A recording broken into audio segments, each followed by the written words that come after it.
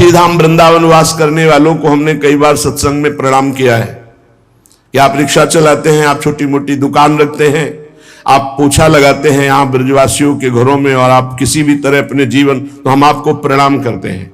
क्यों आप निश्चल और निष्कपट होकर के भगवत धाम का वास करके वृंदावन की प्राप्ति के लिए आप ऐसा कष्ट सहकर कर रहे हैं। लेकिन इसमें छल कपट नहीं, इसमें तिलक कंठी और वेश का दुरुपयोग नहीं, इष्ट और गुरु को गाली पड़ेगी, तुम्हारे साथ पुण्य नष्ट हो जाएंगे। सात्विक वेशभूषा का हमने आदेश किया है कि आप अपने घर में पैंट शर्ट पहन सकते हैं। सात्विक वेशभूषा का आप सम्मान करें। आपके द्वारा कोई वार्ता, कोई चेष्टा, कोई ऐसी करनी हो जाए तो आपके इष्ट और गुरु को गाली मिलेगी। आप इस पर सावधान रहें। आपके इष्ट और गुरु आपका हित कर रहे, आपका हित नहीं। वनवास कर रहे हो, आप वनवासी वेशभूषा में रह सकते हैं। आप वनवास वृंदावन में आप सेवा कर रहे हैं, आप कर सकते हैं। आपके गले में पड़ी होगी गुरु की लॉकेट, आपके मस्तक पर श्री जी का चरण चिन्ह, आप कंठी धारण किए हुए हैं, तो आपको शांत, सौम्य, गंभीर, प्रिय बर्ताव करना है। अशांत और निगेटिव व्यवहार करने वाले पर भी आपको शांत और सकारात्मक भाव, कोई बात नहीं, आप जा सकते हैं। वो फिर नाराज हो रहा है, फिर हम हाथ जोड़ रहे हैं। हमें मार पीट, गाली गलौज, छल कपट नहीं करना। और जो यहां आसपास दुकान रखे हुए हैं उनसे हमारी प्रार्थना है, राधा केली कुंज से आपका कोई संपर्क है नहीं। आप दुरुपयोग मत कीजिए वेश का, आप इस स्थान का दुरुपयोग मत कीजिए, नहीं तो आपका वृंदावन वास छूट जाएगा और ऐसी समस्याओं में फंस जाओगे, निकलना मुश्किल हो जाएगा। हमारा संकेत समझ लीजिए, किसी से कोई संपर्क नहीं, सब अपनी अपनी दुकानें लगाए हुए हो। जो विविध प्रकार से सफेद वेश धारण करके, कंठी धारण करके, वाल रखा करके और इसके बाद गंदा आचरण करते हैं, वो अपने गुरु और इष्ट का और धाम का अपराध करते। ऐसे लोग कभी धाम में नहीं मरते।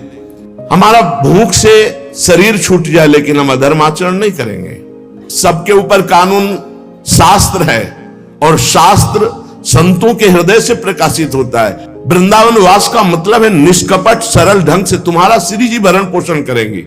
अचानक कोई व्यवस्थापक ऐसी व्यवस्था कर जाएगा जो लाडली जी के द्वारा प्रेरित है, ऐसे आचरण, गलत आचरण, दोहन वृत्ति, किसी को किसी के संबंध से दोहित करना, गुरु पत्नी गामी कहते हैं उसे। गुरु पत्नी को, गुरु के सबके पत्नी थोड़ी होती है, वो तो ब्रह्म ऋषि जो कुछ ऐसे कुल परंपरा जिनकी चली हुई है, और बकाया सब जो विरक्त हैं वो गुरु पत्नी गामी का दोष कैसे लगता है? गुरु के नाम पर उनके द्वारा दी हुई संपत्ति का भोग करना गुरु पत्नी गामी कहा जाता है। श्री जी के द्वारा व्यवस्था होना, गुरु जी के द्वारा व्यवस्था होना एक अलग चीज है। आप उनके नाम, उनकी छाप का प्रयोग करके आप दोहन वृत्ति रखते हैं, यह गुरु पत्नी गामी का अपराध महापापों में आता है। इसलिए सब कोई सावधान होकर वृंदावन वास करो। वृंदावन वास के लिए कह रहे क्षुधा देह त्यागो वर्मी गृहस्थैर नहीं मिला। आपने माना कि 5 ग्रंथ बेचे, 5 कंठी बेची, 5 माला बेची, आपको 100 रुपया मिला, तो आप आधा किलो भोजन पाएंगे ना, जो सब्जी दाल 100 रुपये में आपको बहुत बढ़िया आनंद मिलेगा। और आप ये जो हजारों रुपए, तो आपकी विलासिता, भोग बुद्धि बढ़ेगी और पापाचरण बढ़ेगा, धाम से निकाल दिए जाओगे। कहीं ना कहीं ऐसा भयानक रोग होगा, भागोगे यहां से, अशांति पैदा हो जाएगी। बहुत सावधानी की जरूरत है। आप अगर अपनी ये सावधानी नहीं रखेंगे तो ये धीरे धीरे बुद्धि को भ्रष्ट करती चली जाएगी। ऐसी व्यवस्था से ऐसा कार्य करो जिससे कम से कम निष्कपटता, सरलता, सच्चाई तुम्हारे जीवन में बनी रहे, छल कपट ना रहे।